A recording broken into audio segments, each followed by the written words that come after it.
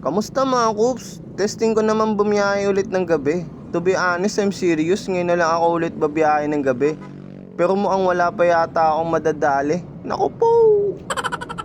Namiss ko lang din talagang bumiyahe ng gabi.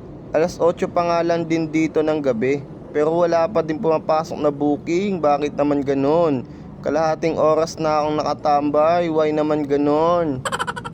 Sa mga nagtatanong gano'n na ako katagal kay Joyride, wag na kayong magtanong kasi kahit ako di ko rin alam yung sasagot ko. Limot ko na eh.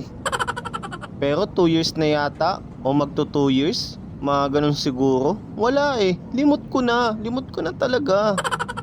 Pero noon, maganda-ganda pa ang labanan at malakas pa talaga ang booking. Tipong ikaw na lang ang aayaw. Pero ngayon, meron pa rin naman. Di nga lang kasing lakas tulad noon. Kapag masyado ang mapili sa booking, mauubusan ka ng oras at wala ka nang makakuha. Ang ending, sasabihin mo ang tumal. Pawang katotohanan lang yan mga Coops.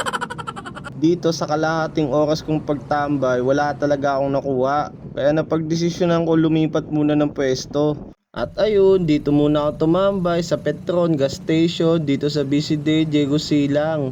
Papalaking kaya? Kaso ayun, wala pa din. Sa kalahating oras kong tinambay, wala pa rin booking. Medyo nakakaorat na rin ng kaunti sa part na to. Daan na lang natin sa tawa at ngiti kahit papano. Sa kalahating oras kong pagtambay dito, may naisip na naman ako kung saan ako pepwesto. Lumipat muna ako na matatambayan, baka sakaling swertehin na ako. At dito ako napapwesto, dito ako naisipang tumambay. Baka sakali, puro na lang ako baka sakali. At ayun, nandito na sa Binis McKinley, grabe.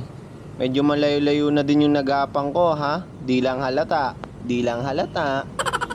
Tapos may mga nakatambay din na ibang mga MC taxi. Naku po, alam na, matik na to.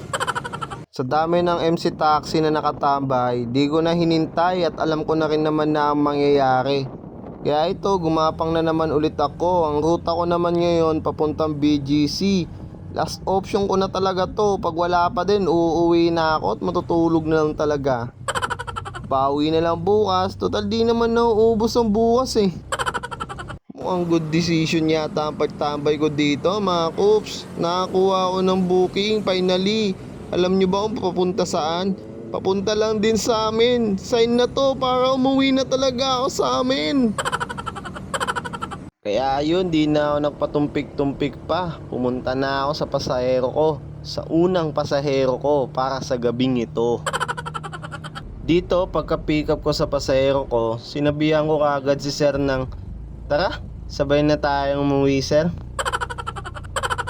At naibaba ko na si sir sa kanyang drop off location. 66 lang ang kanyang fare pero ginawa niya 70. Maraming salamat po sir, maraming salamat po sa pasobra. At syempre, uuwi na rin tayo. Sapat na yun, isang booking para sa gabing ito. Bawi na lang tayo ulit mga Coops. Puro na lang tayo bawi-bawi ah. Wala man lang laban. Ingat ang lahat mga Coops. Ride safe at drive safe sa inyong lahat.